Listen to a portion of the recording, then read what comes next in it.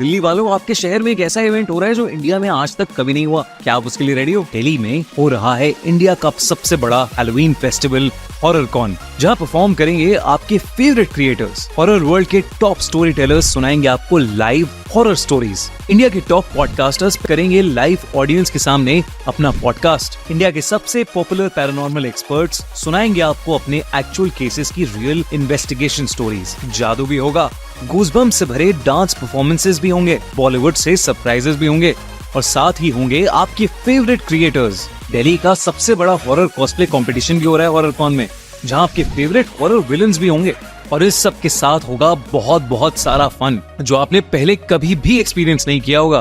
तो दोस्तों, अपने पेरेंट्स को बोलो कि जल्दी से हॉरर कॉन की टिकट्स लें और आपको हॉरर कॉन में लाएं, ताकि आप अपने फेवरेट क्रिएटर्स से मिलो और अपनी लाइफ का सबसे क्रेजीएस्ट डे मनाओ। अपने पेरेंट्स को भी लेकर आओ, उन्हें भी बहुत मजा आएगा। टिकट्स की लिंक पिन कमेंट में है, तो जल्दी से बुक करो।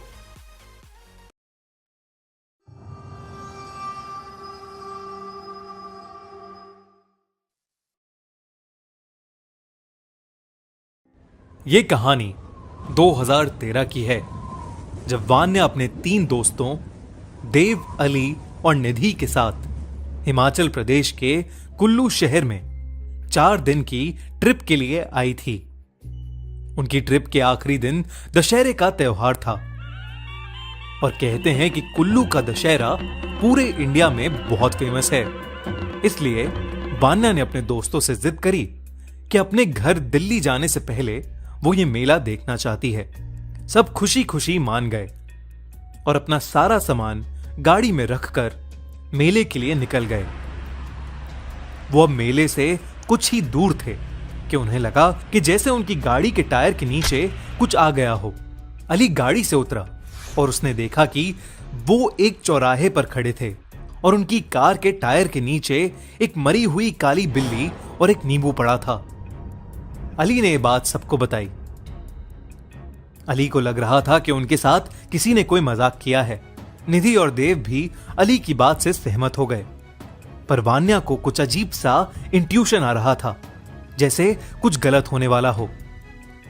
वान्या किसी को कुछ बताती उससे पहले ही अली गाड़ी में बैठा और गाड़ी चलाने लगा।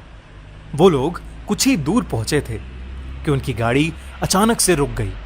देव ने बाहर निकलकर देखा तो गाड़ी का वही टायर फट गया था जिसके नीचे वो बिल्ली और नींबू आए थे। ये देखकर सबने डिसाइड किया कि मेला थोड़ी ही दूर है और वो चारों वहां तक वॉक करके चले जाएंगे। चलते चलते निधि को फील हुआ कि जैसे उसे कोई वापस गाड़ी के पास बुला रहा है और वो बार बार पीछे मुड़कर देखने लगी। वान्या के साथ साथ चलते हुए देव ने नोटिस किया कि वान्या के जूतों पर खून लगा है।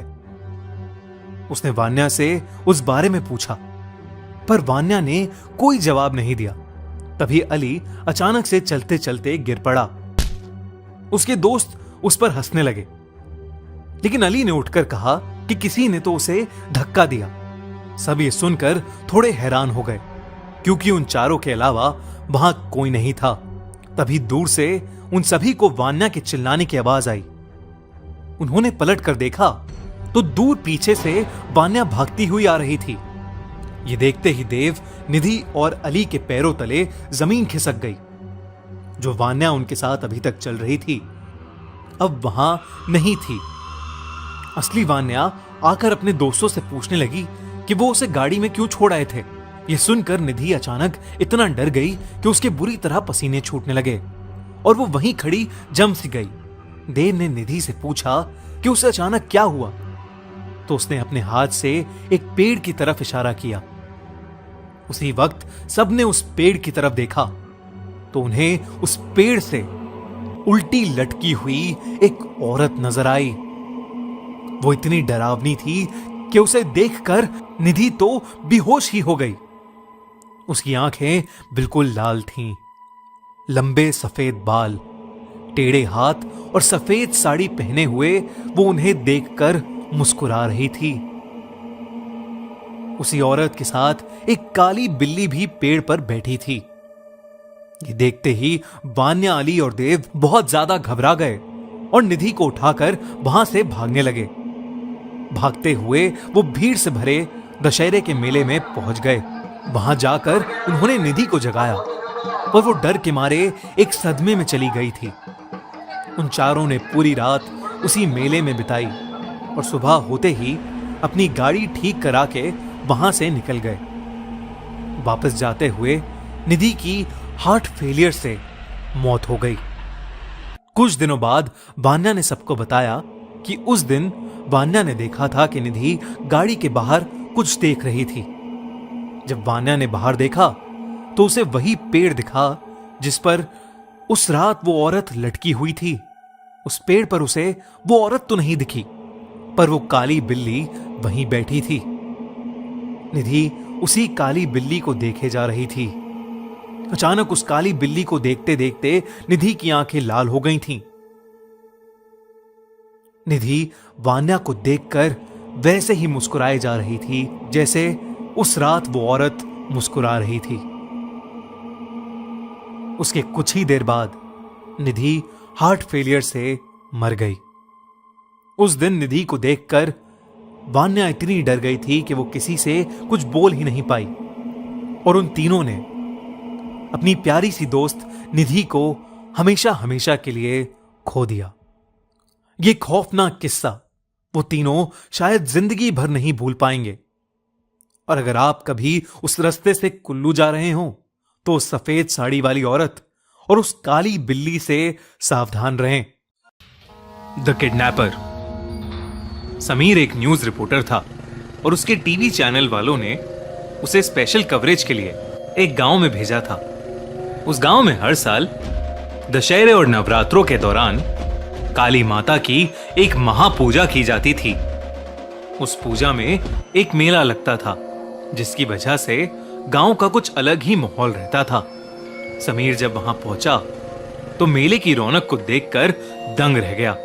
पर इतनी रौनक और शोर शराबे के बीच में वहां एक भी बच्चा नहीं था। उसने वहां रहने वाले कुछ लोगों से बात की तो उसे पता चला कि पिछले 1 महीने से रात के समय बहुत से बच्चे मिस्टीरियसली गायब हो रहे थे। गांव के लोग इस वजह से काफी डरे हुए थे, इसलिए कोई भी अपने बच्चों को उस मेले में नहीं लाया था। कुछ देर तक मेले में ही घूमने के बाद समीर अब वहां से घर की तरफ निकल रहा था। अपनी बाइक को स्टार्ट करते ही हेडलाइट की रोशनी में समीर को एक छोटी लड़की दिखी। वो लड़की वहां बस शांति से खड़ी हुई थी। समीर जैसे ही उसके पास जाने लगा, एक आदमी तेजी से उस बच्ची को उठाकर जंगल की तरफ भाग गया। ये देखकर समीर के होश उड़ गए थे। वो जल्दी से अपनी बाइक पर बैठा और उस आदमी का पीछा करते हुए घने जंगलों में पहुंच गया। समीर को वो आदमी कहीं दिखाई नहीं दे रहा था, पर उसे थोड़ी ही दूर से एक रोशनी आती दिखाई दे रही थी। समीर अपनी बाइक वहीं छोड़कर उस रोशनी की तरफ चला गया। उस रोशनी की तरफ चलते चलते वो एक छोटे से गोडाउन के सामने पहुंच गया था। जंगलों के बीचों बीच उस गोडाउन का होना बहुत ही अजीब था, पर समीर उस मासूम लड़की के बारे में ही सोच रहा था और उसे बचाने के लिए उस गोडाउन के अंदर चला गया। पर उस गोडाउन के अंदर जो समीर ने देखा वो उसकी सोच से भी परे था। उस गोडाउन के बीचों बीच एक बड़ी सी आग जल रही थी और उस आग के आसपास बहुत से छोटे बच्चे जमीन पर बेजान से पड़े हुए थे। उनके शरीर का रंग नीला पड़ चुका था। सिर्फ इतना ही नहीं, उस गोडाउन की दीवारों पर लाल रंग से कुछ निशान बने हुए थे और जितना समीर को समझ आ रहा था वो निशान शैतान की पूजा या फिर काला जादू करने के लिए बनाए गए थे। समीर ने कांपते हाथों से अपने मोबाइल से पुलिस को फोन मिलाया, लेकिन तभी समीर को अपने पीछे से एक जोर का धक्का लगा और वो जमीन पर गिर गया। समीर का फोन उसके हाथ से छूट गया और कहीं दूर जाकर गिरा। समीर ने घबराई हुई नजरों से अपने पीछे देखा तो उसके पीछे एक बहुत ही लंबा चौड़ा आदमी खड़ा हुआ था। उसके माथे पर लाल रंग लगा था और माथे के बीचों बीच एक काला ताबीज था। उसके पूरे शरीर पर राख लगी थी और उसके लंबे लंबे बाल उसके चेहरे पर गिर रहे थे। वो आदमी देखने में बहुत ही ज्यादा भयानक लग रहा था। उस आदमी ने समीर की गर्दन पकड़ी और उसे हवा में उठा लिया। देखते ही देखते समीर की सांसें खत्म हो गईं और वो वहीं नीचे गिरकर मर गया। अब वो आदमी समीर की लाश को वहीं फेंक कर उस आग के पास जाकर कुछ मंत्र पढ़ने लगा। उस आग में बार बार कुछ डालकर वो जोर जोर से अपने शरीर को हिलाने लगा। कुछ देर तक ऐसा करने के बाद वो आदमी शांत हो गया और जमीन पर बेहोश पड़े वो बच्चे एक एक करके उठने लगे और उठकर सीधा उस आग की तरफ चलने लगे। ऐसा लग रहा था जैसे उनमें जान नहीं थी, बल्कि कोई कठपुतली की तरह उन्हें आग की तरफ भेज रहा था। तभी उस गोडाउन का दरवाजा तोड़कर पुलिस अंदर आ गई। पुलिस वालों को अपनी आंखों पर यकीन ही नहीं हो रहा था। उनके सामने बच्चे झुलसती आग में जा रहे थे। रिपोर्टर समीर की लाश एक कोने में पड़ी थी और वो भयानक दिखने वाला आदमी आंखें बंद करके मंत्र पढ़े जा रहा था। पर पुलिस के आने की वजह से उस आदमी की तपस्या भंग हो गई थी और उसने बहुत ही गुस्से में अपनी आंखें खोलीं। उसके आंख खोलते ही वहां मौजूद सभी बच्चे बेहोश होकर नीचे गिर पड़े। कमरे के अंदर की लाइट्स जल बुझ होने लगी और ऐसा लगने लगा कि उस गोडाउन में कोई भूकंप आने वाला है। इससे पहले कि पुलिस उसे पकड़ पाती, वो भयानक आदमी पुलिस की आंखों के सामने से हवा में कहीं गायब हो गया। पुलिस वालों को अपनी आंखों पर यकीन ही नहीं हो रहा था। उन्होंने तुरंत ही उन बच्चों को गोडाउन से बाहर निकाला और उन्हें फौरन हॉस्पिटल में एडमिट कराया गया। कई महीनों की ट्रीटमेंट के बाद वो बच्चे ठीक हुए। इस घटना के बाद फिर कभी गांव में कुछ ऐसा नहीं हुआ। वो भयानक आदमी कहां से आया और कहां चला गया, ये किसी को नहीं पता चला। पर आज भी गांव वाले उस भयानक आदमी के डर में जीते हैं। न जाने वो कब वापस आ जाए। पूरे भारत में दशहरे का त्योहार बड़े धूमधाम से मनाया जाता है। दक्षिण भारत में स्थित आरंबा नाम के एक छोटे से गांव में भी हर साल की तरह इस साल भी दशहरे की तैयारियां बहुत जोरों से चल रही थीं। विजय पैदा तो आरंबा गांव में ही हुआ था, मगर जब वो 1 साल का था तो उसके माँ बाप उसे बैंगलोर लेकर चले गए थे। 12 साल बाद अब वो अपने गांव वापस आया था और अपने सारे परिवार वालों के साथ मिलकर दशहरा मनाने के लिए बहुत एक्साइटेड था। आरंबा गांव में सिर्फ एक ही जगह रावण का पुतला जलता था और उसे भी गांव के पंडित मिलकर जलाते थे। उनके अलावा उस रावण को छूने की इजाजत किसी को भी नहीं थी। दशहरे के दिन विजय बहुत खुश था। नए कपड़े पहनकर वो अपने कजिन्स के साथ पहले ही मेला देखने निकल गया था।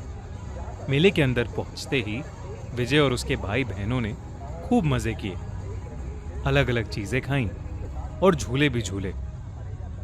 मगर विजय को सबसे अजीब ये लगा कि मेले की हर दूसरी दुकान पर काले रंग की पट्टियां बिक रही थीं। और तो और मिठाई और खिलौनों की दुकान से ज्यादा भीड़ उन पट्टियों की दुकान पर थी। विजय ने अपने कजन से इसकी वजह पूछी तो उसने बताया कि गांव के सभी बच्चों को ये पट्टियां दी जाती हैं और रावण के जलते ही उनको काली पट्टी अपनी आंखों पर बांधनी होती है। विजय को कुछ समझ नहीं आया, मगर इन बातों पर ज्यादा ध्यान न देते हुए वो वापस अपनी मस्ती में लग गया। कुछ देर बाद विजय के माँ बाप और उसका परिवार भी मेले में पहुंच गए। रावण जलने में अब बस 5 ही मिनट बचे थे। गांव के सभी लोग खौफ में रावण की तरफ देखने लगे। उन्होंने अपने बच्चों की आंखों पर काली पट्टियां बांध दी और मेले के दरवाजे के पास इकट्ठा हो गए। ऐसा लग रहा था कि मानो वो लोग बस रावण के जलते ही वहां से भागना चाहते हों। ये सब देखकर विजय बहुत ही अजीब महसूस कर रहा था। विजय के पापा ने भी उसकी आंखों पर काली पट्टियां बांध दी। जब उसने उसकी वजह अपने पापा से पूछी तो उसके पापा ने कुछ जवाब नहीं दिया। बस इतना कहा, बेटा घर पहुंच के सब बताऊंगा, अभी बस ये पट्टी पहने रहो। गांव के सबसे बड़े पंडित ने उस रावण के पुतले में आग लगा दी। बेहद हिला देने वाली बात तो ये थी कि जो मेला लोगों से भरा हुआ था वो रावण के जलते ही महज 5 मिनट में खाली हो गया। विजय की फैमिली भी जल्दी से उस मेले से निकल ही रही थी, लेकिन विजय से रहा नहीं गया और उसने अपनी आंखों से पट्टी हटाकर जलते रावण को देख लिया। विजय को उसी वक्त दौरे पड़ने लगे। उसके कानों और आंखों से खून बहने लगा और वो आसमान में देखता हुआ बुरी तरह किसी के डर से चिल्लाने लगा। और देखते ही देखते 15 मिनट के अंदर उसकी मौत हो गई। ऐसा शुरू से ही कहा जाता है कि आज तक जिस भी बच्चे ने उस गांव के रावण को जलता देखा है वो बहुत दर्दनाक मौत मारा गया है, मगर आज तक इसकी वजह कोई भी नहीं जान पाया है और ना ही ये जान पाया है कि उन लोगों ने ऐसा क्या देखा कि वो इतना डर गए और मारे गए। अगर आप उस गांव में दशहरा बिताएंगे तो क्या अपनी आंखों से पट्टी हटाकर उस जलते रावण को देखना चाहेंगे? हमें कमेंट्स में जरूर बताइए। और साथ ही जिन लोगों ने भी हमारा चैनल अभी तक सब्सक्राइब नहीं किया है वो सब्सक्राइब बटन को अभी दबाएं। और हाँ, हमारी लेटेस्ट वीडियोस की सारी इंफॉर्मेशन के लिए बेल आइकन जरूर प्रेस करना।